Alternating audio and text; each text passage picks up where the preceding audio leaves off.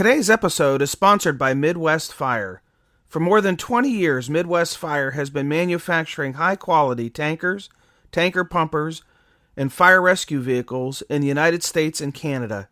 Keeping firefighters safe while enhancing their capabilities is what they do best. To learn more, go to MidwestFire.com.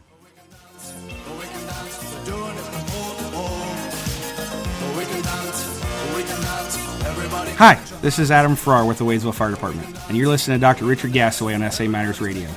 The SA Matters mission is simple. They want you to see the bad things coming in time to avoid the bad outcomes.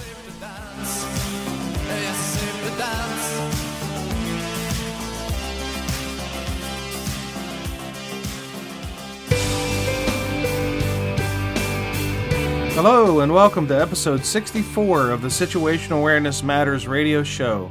I'm your host, Rich Gasaway. The purpose of this show is to improve situational awareness and decision-making for individuals and teams who work in high-risk, high-consequence environments. The SA Matters mission is simple, to help you see the bad things coming and time to avoid bad outcomes. I'm coming to you today from beautiful Kalispell, Montana, near the entrance to Glacier National Park. I'm in town delivering two programs hosted by the Flathead County EMS for emergency services agencies throughout the region. In today's episode, I interview retired Deputy Fire Chief Nick Miller from the Valley Volunteer Fire Department in West Virginia about a residential trailer home fire where there were two close calls, one from low air and one where a crew who was overcome by heat had to bail out a window. After retiring from the Valley Fire and Rescue Department in Mason County, West Virginia in September 2014, Nick worked as a private sector advisor for the Federal Emergency Management Agency and co-authored the Presidential Policy Directive No. 8, PPD-8, the National Response Framework, the Strategic Foresight Initiatives, and other federal programs and projects, including the Federal Interagency Operability Plan, FIOP, the continuity of government, continuity of operations, the community emergency response teams, and community disaster preparedness plans. Nick currently serves as a planning specialist with FEMA and is a contributing writer for First Due Day Room. He resides in Apple Grove, West Virginia, with his wife and his 3 teenage boys. Let's join retired Deputy Chief Nick Miller as he shares 2 close call survivor stories from a structure fire on Christmas Day in 2010. It was a Christmas Day on 2010 here in rural West Virginia. We have a staff of approximately 45 firefighters volunteer with a coverage area of about 110 square miles and about 7 to 8 apparatus, 3 pumpers, 2 tankers, a utility vehicle, a rescue vehicle, and 2 boats. That morning was fairly quiet. We had crews that were on standby that were pre-assigned for any emergencies that day to allow the other firefighters to spend time with their families. So most of the guys were at home when the first tones went off for a gas leak that morning, and we pretty much just stayed at the station until that evening. You know, as long as there's no other incidents going on or there's personnel fairly close to respond. Mm-hmm. The vast area, mostly secondary roads in our area, very hilly terrain. I mean, it's a geographic nightmare to some firefighters. Especially during the wintertime. What's the weather like this day? What's the weather like today? Or on Christmas, I'm sorry. The day of the fire. The day of the fire. There was about 6 inches. It was snowing intermittently. The expected forecast was additional 2 to 3 inches with a high of about 26 to 28 degrees. Okay. We always take precautions also in the wintertime to prep the trucks. And this is when we prep the trucks in the wintertime, we normally will keep the pumps empty. And that way there's no chance of the caps freezing or the pump freezing while we're en route to a call. due to the cold factor with the wind while we're driving down the road. But that adds an additional, 2 to 3 minutes to flood the pump before we can actually pump water from the pumpers or receiving it from a tanker in our district. And in the entire district of 110 square miles, I think we have like 27 fire hydrants, and most of them are low to mid pressure hydrants. So most of the water sources we rely off of are either shuttle runs, tanker operations from these hydrants, or close water source that's not frozen. Okay. So you get that morning after we got. Go ahead. That morning after we ran a odor call, gas odor call, and it was cleared. Then we ran a car wreck right after we got in the station, single MPC over the hill, and that tied us up for about an hour or two. And the patient was fine, transported with minor injuries. We went back to the station. We were in the process of doing a report, and we got a call for a structure fire. Now, normally on Thanksgiving Day or Christmas Day, we know a lot of people, more common on Thanksgiving Day, they'll put their turkey in the oven around here, and then they'll go out shopping, and they'll completely forget about it, and a kitchen fire leads into a full-blown structure fire. So this incident was a little bit different. This was a electrical heater issue that had occurred in this trailer. We responded very rapidly, and we called for mutual aid off of the bat due to the known need for more water and more personnel. There was 4 of us that were staffed on the engine that day. I was the engineer. One of the captains I actually trained when he started in the fire service. So I was, we were all confident and competent with our abilities. We trained together a lot, so we were really comfortable with what we do and how we operate. We did have 2 new people with us that day. One of them was on our engine, so we kind of stick close to him. And when we're operating, especially interior, the moment that we pulled up on scene, there was probably about 15% involvement coming from the house. It was dark laminar smoke. It wasn't very turbulent at all, so there wasn't a fast rate of spread. We knew that, and it was confined to one end of the trailer.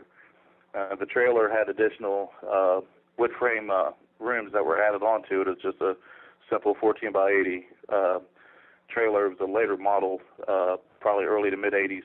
So we knew the construction type with the insulation and things like that. How these things were built, it's very common in our area. So the gentleman that owned the house and lived there was a carpenter, and he had removed the sheet, he had removed any sheetrock that was in the ceiling, and he had removed the paneling that was on the walls, and he had replaced it with 1/2 inch and 5/8 inch plywood where it was needed, and was in the process of completely replacing the deck. So there was no carpet, there was no tile, anything in the house, just this wood deck. Immediately after we pulled up, the second engine was probably about 7 minutes away. Our first new engine, which is engine 21, has a 1250 GPM pump and approximately 1,000 gallons of water, so we know we'd have to use it sparingly and try to locate this fire quick. Safety officer showed up approximately 2 minutes after we got on scene. The fire chief about 3 to 5 minutes directly after that. How many were on the first engine, Nick? I'm sorry? How many were on the first engine? There was 4 of us. Okay. On the first engine. Okay. When we show up to the scene, we establish the command. If we know that we have to get to work and get to work quickly, and there is an officer en route, and we hear the second engine, of course, getting out the door, normally one of the senior officers, if they've already marked en route to the scene, we'll go ahead and pass command to the next arriving officer and go ahead and go to work. And of course, the engineer, which was myself that day, will have the command board until the first arriving senior officer gets there, or the next arriving officer if it's the second truck. That way we can brief all the units when they come in. Everything's on our command board, including our accountability tags. And normally we'd make a habit just to go ahead and clip it on there with our engine number, because we know if we're going to be the first in company that everything's already there and set and ready to go. So that stays in the cab and stays out of the weather and things like that while I'm doing operations at the pump. And I can keep radio contact with my company officer and he keep contact, and we can all hear on the same channel. We have two tactical channels, and then our main dispatch channel that we swing through, and we can hear one from the truck and then one from our portables. So we heard the chief, coming inbound, and additional companies started to arrive, and additional personnel. I think we had 3 POV that pulled up with their gear, and knew that they were having a hard time in there trying to locate the fire. And I had asked the chief if I could, as the first dude, because there was another engineer there, if I could go inside and help those guys, and he said sure. So I let the other engineer what was going on, what lines were going, that the team was on. Safety line was in place too, which we normally have 1.5 inches. No less than 1.5 inches. I think we actually upgraded 1 3/4 lines then, but we normally place a 2.5 inch line for our secondary safety line in case things go south. So after I briefed the engineer and he took over the controls of the engine, I packed up, and our team was only like 4 feet inside the door. And they weren't disoriented or anything. They were just looking at the surroundings of the structure, trying to figure out what was the best avenue to start doing truck work, basically, and pull to where we won't get this fire on top of us or behind us. There was the entrance to the side of the trailer. There was actually a 14 by 12 wood frame room that was built as kind of like a parlor and entranceway, or a foyer rather. So when we walked in there, and there was no window or anything placed. This is a fresh construction. It followed the team into there, and we took a look at the surroundings and stuff, and started hitting walls, and the smoke started getting more turbulent and thicker. So we called for ventilation. The ventilation team hit the windows closest to the fire in the trailer and what was close to us. And when the fire had actually got up into the attic space of this trailer, it had spread through. And one of the other officers that was given a command, he was on the exterior, ventilated on the opposite side of the building. Now, we were all inside while this was simultaneously happening, and we had no clue that they had vented on the opposite side of the building at the order of one of the chiefs. So the fire had spread underneath of us, so we could feel the floor getting hotter, so we backed up a little bit.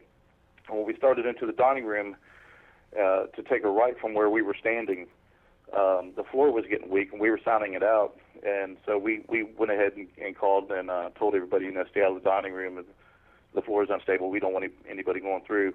Even though it's a trailer, you might fall 4 feet. It's still those conditions for entrapment. We don't take those risks. If it's not necessary, we won't put guys in a situation like that. Mm-hmm. So we could go to the left into the kitchen from the dining room and try and look down the hall to where the other bedrooms were to see if we can get a good visual, a good area. And we had the camera with us also. When we went in, the first due engine always takes a tick in if any time practicable that we do it. So we couldn't see anything in the hallway. We just saw this visible smoke. We couldn't see any glow on the camera, which started to worry us. So we pulled back to the foyer position, and we were still starting to pull the ceilings, and the chief pulled us out. He just had a bad gut feeling, and he pulled us out. We felt comfortable. We said, we're on top of it. Yeah, it's a little bit smoky in here. Ventilation's starting to improve. The crews are okay. We got plenty of air. We got time to work and try to knock this thing down. And by that time, 3 more had joined us inside. So we had 2 host teams inside that were basically, we had one of the second team that came in was kind of a backup safety team for us. And then, of course, we had our main attack line. Oh, can we hold on a second? After the chief, hold on. So the chief had a gut feeling that you guys should leave. And then did he order you all out? Yeah, he ordered us out. Actually, he was just on the exterior at the door.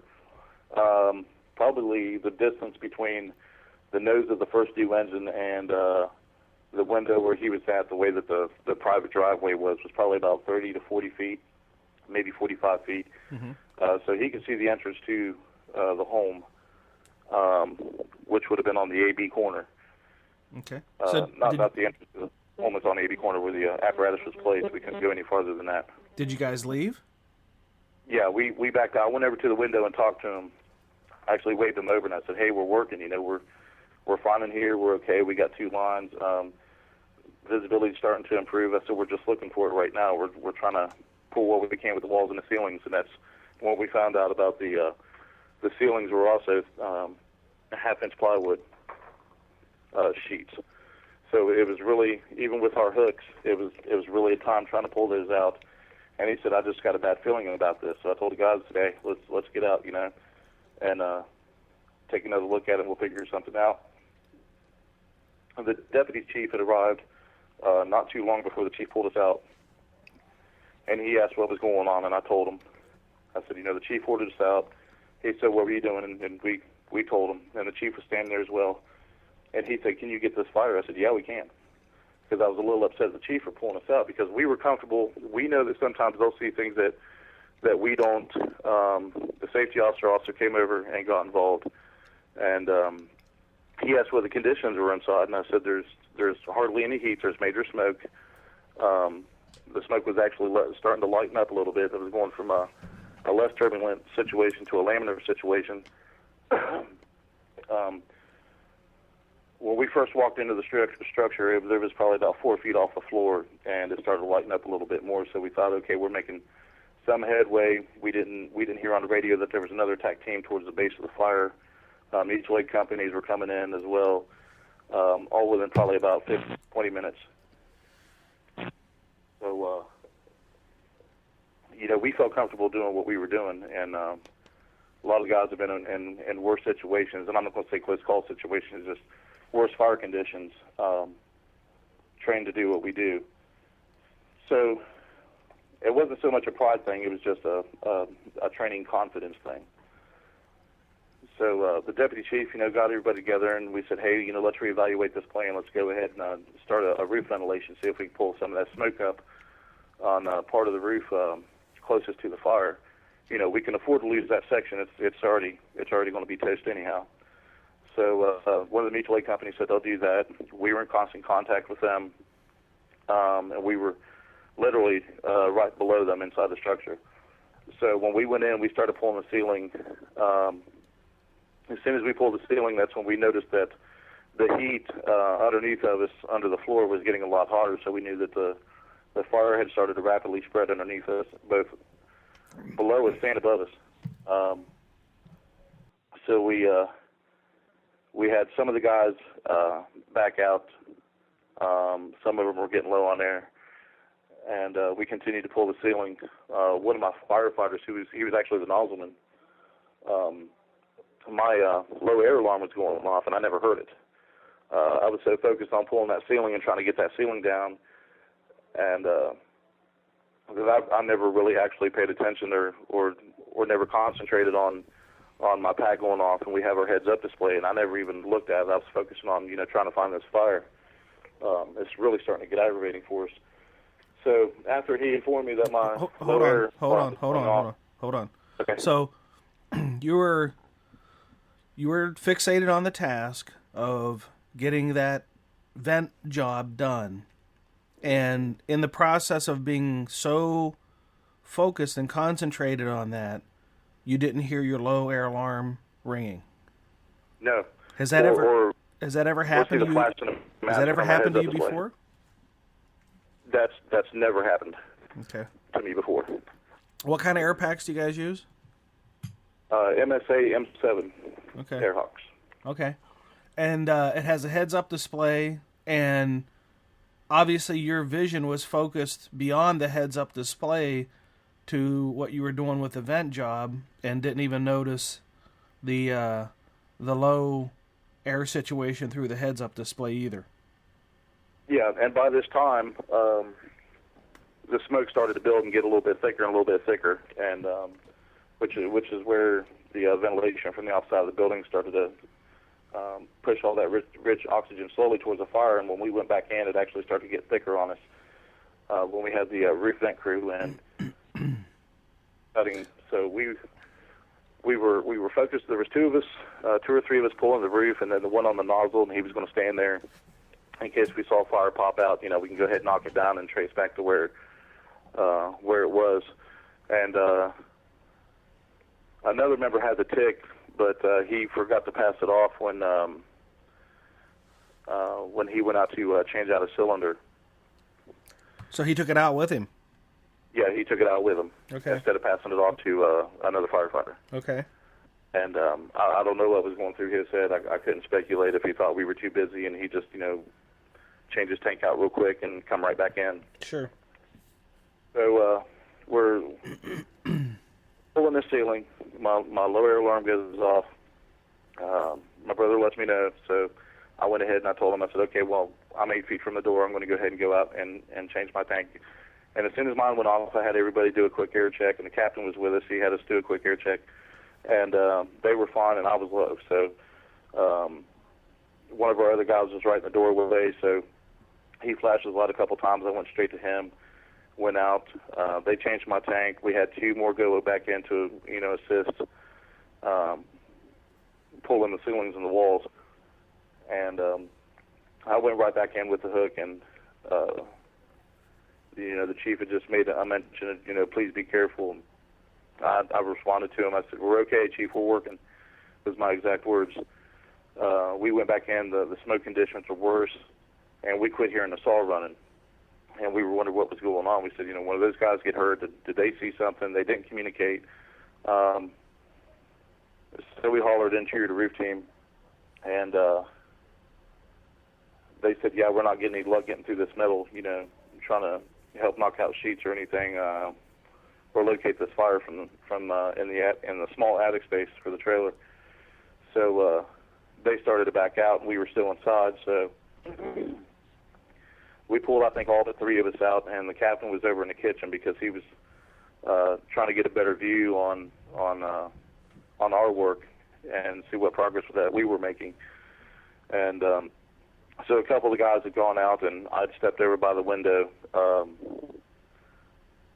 To get another tool to see if there's and allow us to kind of step back and reevaluate what good we were making, what progress we were actually making for the task at hand. And that's when the deputy chief advised us, we'll probably have to take it on the backside. And we walked out to the backside, and the room by then had just started to charge with heavy smoke, heavy turbulent smoke. And actually flashed, and what had worried us is I was walking around from the AB corner to the back side of the house, which would have been the C side, when it started to flash, and there was a captain and a Probie, and we had thought that the Probie was on the back side. He was with the captain. We went around to the back, and he was there, and then we saw the captain bailing out the back window, which was only about 5 or 6 feet from the ground. He come out head first, and he asked where everybody was, and I said, they pulled us out when you were in the kitchen. I said, did you not hear the radio transmission? I can't remember if his radio is dead or what the situation was, but he had the Probie with him, and he was actually walking towards the back hallway where the utility room was when it flashed, and he had to bail out. So he didn't hear any radio traffic? No, none at all. Where was the Probie in this? Was he still inside? The Probie had gone out the window first. Oh, okay. Where the captain did. Because I remember making the remark to Justin, who was our captain. I said, hey, Justin, did you push him out the window before you went? And he said, no. He said he was there outside when I went to bail out. So the Probie apparently had known the conditions and didn't communicate it. This all happened within maybe 15, 20 seconds, tops. And then there was nothing to flame there for about 50% of the structure. The chief had called for a quick power report. We told him where we were, and we were okay. He came back around the front of the structure, and that's when he advised, just let it go. He said, don't go back in there, just let it go. So we were kind of upset because we still wanted to save what we could, but by then we all understood that there was nothing there to save. As old as the structure was, the modifications that were done to the structure, the mixed construction was just too many corners and too dangerous for us. So we went ahead and just let the structure go.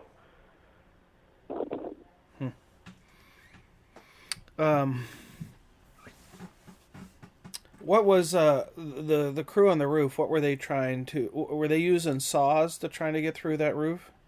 Yeah, they were using. They had both, and we'll carry a mix of chainsaws and circular saws to try to actually cut through that roof. And I guess they had the not a sawzall, but they had a K-12 up top, and they were trying to cut through this tin roof. And when they cut through the tin roof, they come through the original shingles and tar that was just laid over it and the felt, so it started to gum up the saw, and they had to stop, and they'd have to clean it up, and then try to make a little bit bigger access space for that saw so it wouldn't chew it up so much, and actually burned up a blade on it. And then when they got through that, they got through the decking for the through the top. So there was a lot of modifications to this construction. It was a legal construction, of course, but there's no county building inspectors when people do this. Normally it falls on the state fire marshal's office, and there's just no way that they can handle every single case, so they try to leave it up to local fire departments, and the building codes are not strictly enforced by local volunteer fire departments in West Virginia. Mm-hmm. So that poses a hassle too. I mean, that's a huge manpower issue and another stress. So we normally try to address these throughout the year at small functions and things like that, and mainly during a fire prevention weekend. Mm-hmm. Or fire prevention week. What'd you learn from this? What would be the takeaways that the listener could learn from you? Always be aware of what's going on around you. Communication is a big key too. If my buddy was not right there and had not heard my alarm going off, I would have never known. I probably would have been sucking my mask. I would have run it out of air. At the same time, you know, it never hurts to glance at your meter. I mean, even when you're working, just look and see what your air level is. Make sure everybody's on the same page. Mm-hmm. Would you say this incident that everyone wasn't on the same page? No, I think there was mixed coordination, mm-hmm. or more miscoordination with what was going on. The information we were relaying to the chief, he had a different plan overall for the incident than what we were actually doing inside. So we're not going to blame the chief for coming up with a new plan. It's just if we come up with a new plan and nobody's informed, if not everybody's informed, then that's going to screw up the operations in the scene and endanger lives. And that's basically the situation we were put in. Is we know what we had to do to get to this fire. We related to the chief, and the chief had an overall plan, not as a spiteful thing. Just he may have seen something different with that structure than we did, and we knew exactly what was going on inside and what we had to do, and he knew what needed to be done for the plan itself. Mm-hmm. No, the chief had at one point intuitively thought that was a fire that was not worth fighting from the inside and ordered folks out. And then it eventually turned to a fire where there were people bailing out the windows. Was there any conversation after the fire about, what the chief was seeing or thinking or feeling that gave him that premonition that things were going to go bad? Yeah, normally after a fire we'll have a small debriefing, depending on the time. If not allowed, we'll try to do it the next day or the next evening. So we sat down and we discussed, what was the water supply like, and we did not know that the engine had actually run out of water twice. There is a hydrant down the road. It's a very low pressure hydrant, so it takes time to, for the shuttles, tanker shuttles, their turnaround time was very long. So at the same time, even though we weren't spraying, we don't just go in and we spray water everywhere. We pretty much had it on hold. They were spraying on the exterior, and that's what depleted most of our water, and we had no clue inside. They never communicated to us, hey, you got a quarter of a tank of water on this engine or anything, because if we had known that, we would have actually probably intuitively just backed out of the structure together. So there was a lot of miscommunication, which is what I saw, mm-hmm. Between exterior and interior. and we could only tell the chief what we saw, and the safety officer and other teams, there was things they were doing outside that until another guy came in. I remember a guy coming in from the mutual aid department. He's a captain now. We fought a lot of fires together, and he came in and he said, yeah, they're hitting it over here with two engine three-quarter streams, and we had no clue they were spraying water on the outside. And we didn't realize it until after the fire that where they were feeding it and actually pushing it back to the structure, to the burnt side of the structure, which would have been to our right. It would have been on the D side of the structure, and we entered from the center of the A through that modified porch. That it had actually probably increased the rate of the fire by feeding it more oxygen from the outside. And then the second time when we actually entered in, the roof team was up top when they had vented the opposite side of the building, so the fire was getting fed oxygen-rich environment and air from both sides of the structure, and we were in the middle, which was the worst possible spot to be in. And we had no clue. None of this was relayed to us on the inside. Mm-hmm. Why do you think that was? Do you think it was relayed and you didn't hear it, or it just wasn't relayed? We didn't hear it, and that was actually discussed because one of the guys said, you didn't hear your alarm. Did you hear the radio report? The captain said the entire time he was in, he didn't hear it. The nozzleman said he never heard it, and he was actually on the lowest point compared to where we were at pulling the ceilings. He was behind us about 3 feet. Mm-hmm. So he was able to hear it. And our radios, of course, we carry, we have the shoulder straps. So it's normally right up on us, right up on our ear to where we can hear. And everybody's got their radio on full blast when we go inside. I don't know why everybody cranks their volume all the way up. So we never heard a thing. Hey, we're doing an exterior operation while you all are doing an interior. Or maybe we would have hollered. I mean, there's so many variables involved that could have been done to fight this fire, but that was our biggest concern is there's no communication as to what was going on outside except when we had communication with the contact with the roof team. Mm-hmm. You had a safety officer at this incident. Did the safety officer express any concerns about the conflicting tactics there? Yeah, the safety officer was actually he was concerned with the way the operations were going on outside.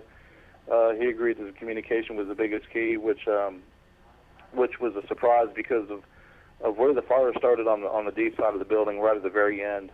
There's a shed right there. He said he couldn't see the crews working where he was on the AB corner because he was on the B side. He was watching the C and the A side from that side, and the chief was directly on the A side of the structure, in front of the engine. And of course, all the other apparatus pulled in behind us. It was a really small private driveway that fed into a one-lane mountain road. So he expressed that he couldn't see him and had no idea what they were doing. The chief knew what they were doing. We had no idea what they were doing. And the safety officer couldn't see him, but he could see on the C side to check for any changes from the CD corner or the C side of the structure. He was worried about us going in too far because we were actually approaching the CD corner from the dining room when you go down the hall to the bedrooms. And the window that the captain and the Probie had bailed out of was on the center of the C side of the structure, which was directly across from us, where we were operating, right smack in the middle of the structure. Mm-hmm. Did the crews operating on the outside know that you guys were on the inside? Absolutely. Everybody knew where everybody was. We just had no idea from the inside who was spraying. Everybody on the outside saw what was going on. They knew we were inside working, trying to pull the ceilings and locate this fire from the inside and basically protect the unburned side of the structure. Mm-hmm. And we had no idea that they were actually spraying into the structure or close to the structure on the D side, spraying that fire down. Mm-hmm. I think they had said it spread to a garbage pile or a small shed, had like a push lawnmower or riding mower or something. And there was concern for fuel there, but they never at any time told us that they were spraying.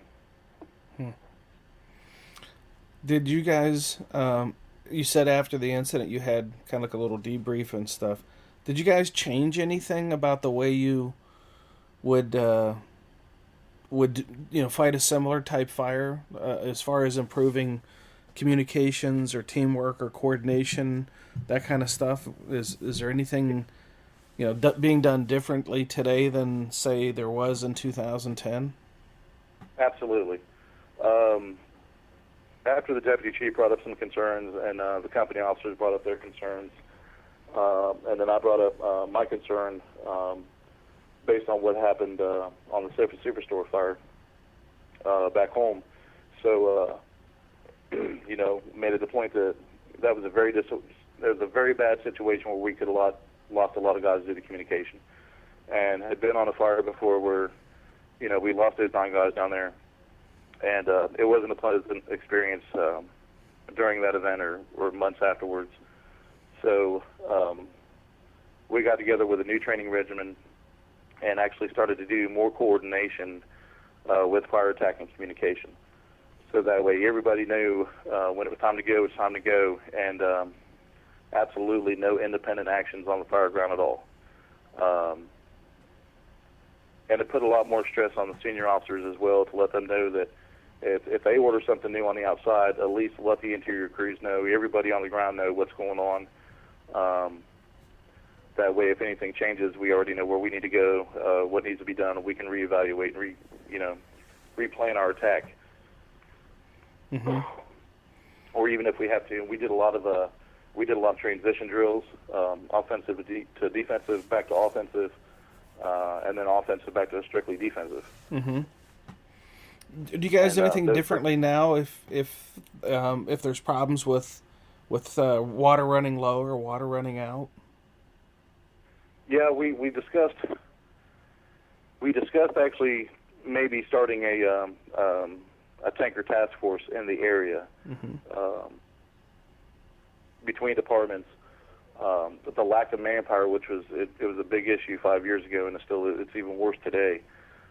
Between departments, that you might have 35 on paper in everybody's work schedule, where everything is so spread out in this area, is so rural. You might get 6 guys on an engine, so every department is constantly having to call for mutual aid unless it's something, right in town. Mm-hmm.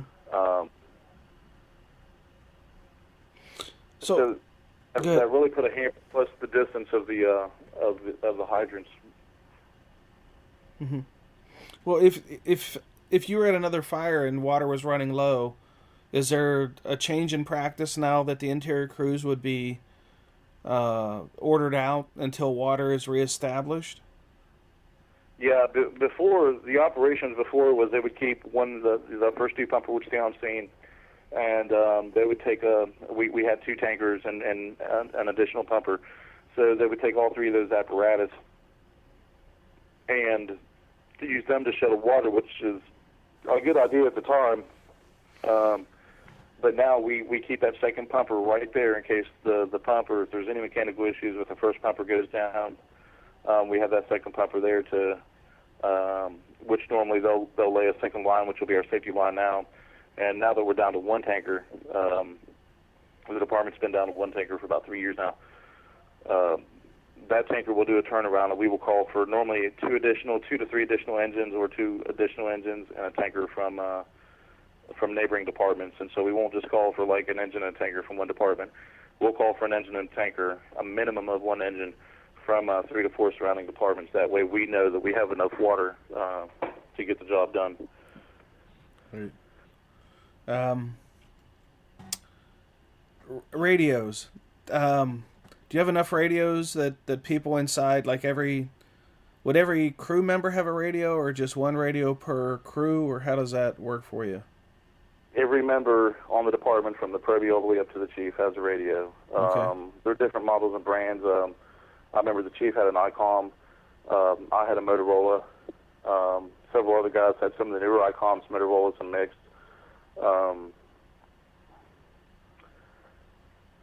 Okay. Of course, you have different radios, different battery levels, different styles, different models, which makes a difference. The communication, 911 communication center up here was not set up at the time for the emergency call button, so those were not placed on the radios at all. None of them were programmed in. Duplex is our dispatch channel, and we have the 2 tactical simplex channels. And we complained before that, NASA can put a man on the moon and talk to him from Earth, but we can't talk to another firefighter 14 feet on the other side of a wall. Mm-hmm. Also, the location of where this scene was about a mile from where our main radio tower is for our department. So we were under that canopy for the radio signal. We had wondered if that had something to do with it too.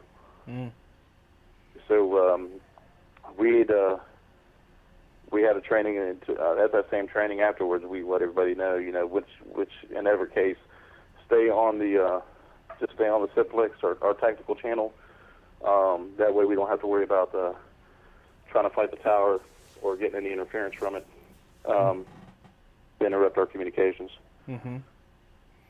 So basically, there was 2 really close calls here. The one with you running out of air, not hearing the alarm, and not seeing the heads-up display. And then the fire crew that bailed out the window, the captain and the Probie. What did the captain have to say about what happened, that caused them to bail out? Was there any conversation about that? Yeah, he was really upset, trying to figure out what had happened. He thought that we were right behind him, and he was with the Probie when he walked around the unstable section of the floor to go to the other side. Because his plan was, and we knew this, his plan was to go ahead and pull the ceiling from the opposite side and try to cross the stream in the attic to go ahead and push the fire back to the point of origin, which would have basically just been a shot in a straight line as far as fire attack. So when he went over there, and then the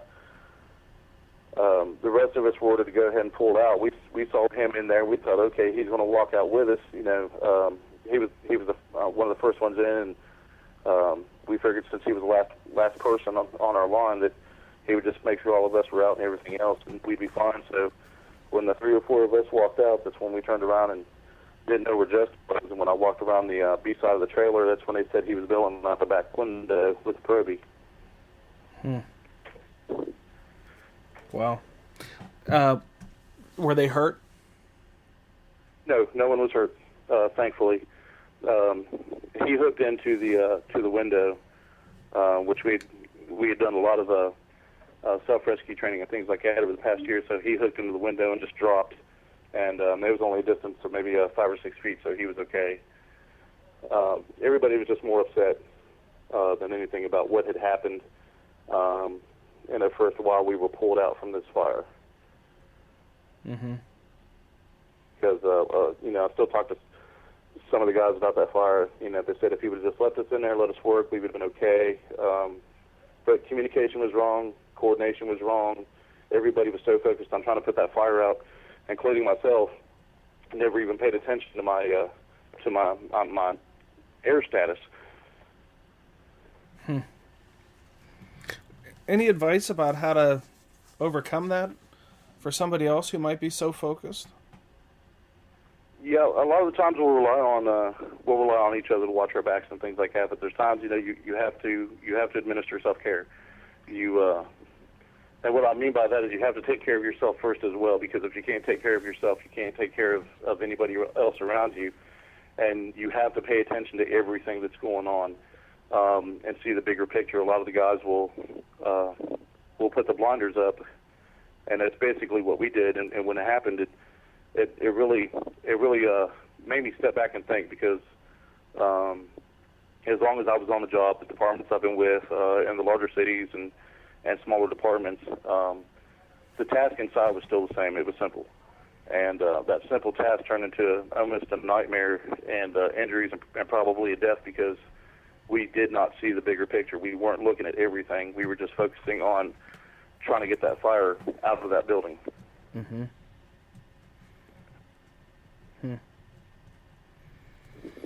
Wow. That was close. Thank you. Thank you so much for sharing this this story. Now, you've retired, just for the listeners. Tell them what you do now. I retired September of last year. I accepted deployment as a planning specialist for an incident management assistance team for FEMA. Basically, any of the disasters in U.S. territories, the continental U.S., or any provinces, we send in the IMAT team. I'm the one that writes up the incident action plan for that scene or disaster. And you've seen some action here. Looking at your bio. Yeah, I was in the 97 Florida wildfires. Of course, grew up through several hurricanes in South Carolina, so there was a lot of community involvement when that happens. Hurricane Floyd operations in 99. U.S. Forest Service in 2005, in Clearwater National Forest, Idaho. I was on the Strike Team 3 at Kelly Canyon Work Center.